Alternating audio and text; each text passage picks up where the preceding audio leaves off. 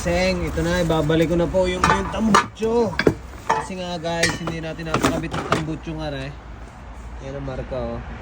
Ibabalik na natin kay Kakang Eseng. So yun, tara, samahan nyo akong pumiga ng bahagya din eh.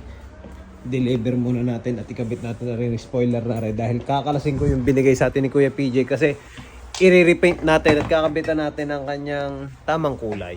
Kabit muna natin tong stock. Alright, so yun, tara.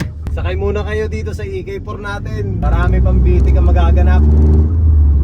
Kaya samahan nyo ako. Utay-utayin ko talaga yung Civic na to, promise. Hanggang sa maramdaman natin yung power niya. Kasi syempre, matagal naman natin itong inaabangan. Kaya nung nagkaroon tayo ng chance, eto na. Gagawa na lang natin ng paraan para ma-upgrade natin dahan-dahan. So all stock pa lang to ngayon. Ang na-upgrade ko pa lang ngayon is kulitory niya, exhaust, air filter, radiator. Ayun nga lang, stock pa rin yung radiator ko, pero at least gumagana. Shoutout nga pala kay Kuya Sherwin. Hello. Tsaka kay Kuya Pete. Happy birthday nga pala Kuya Pete. Pero grabe yung mga nangyayari sa Pilipinas eh. Kailan ba aangat ang Pinas? Akala ko aangat na, pero grabe yung nangyayari. Promise. Dati kinamumuhi ako, sabi ko bakit ako dinala dito sa Italia? Yung pala ganun yung buhay. Kaya pala ang dami talagang naging OFW dahil sa kahirapan ng buhay ng panahon. So yung bibitik muna tayo ng bahagya din eh.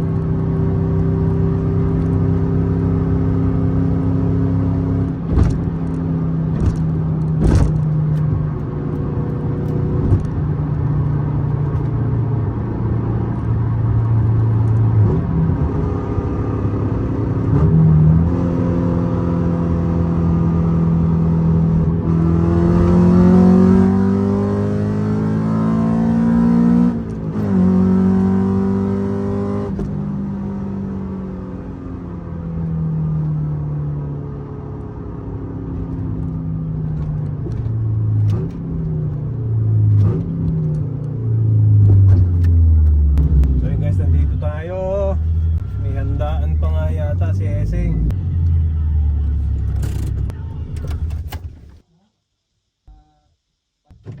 Babalik ko ng tambutso Eseng, baka mabenta ko pa eh.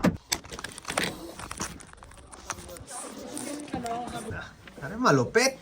Dumayo ka lang ng deliver ng tambutso yung napagupit. Tingnan natin, depresya. Tutulong. Okay na? All goods. Thank you, Andre.